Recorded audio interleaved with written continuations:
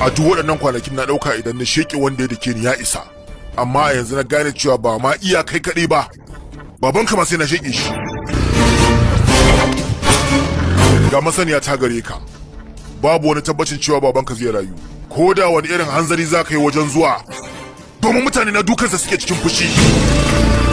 Kuma dude yana kan gabar mutuwa sunanka kawai yake kira yana shalele. Abin tausayi.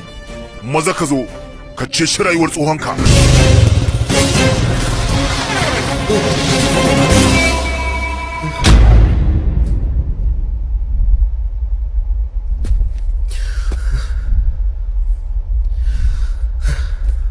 Yallaɓai, ina babana?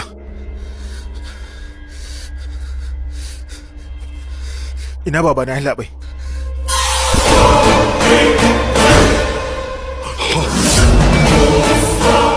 A waccan ranar ba kai ne ka kawo sako zuwa gidana ba? Yallaɓai, ina babana?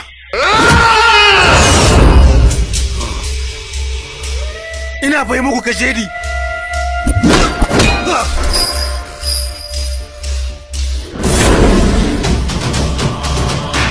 Ina babana yake?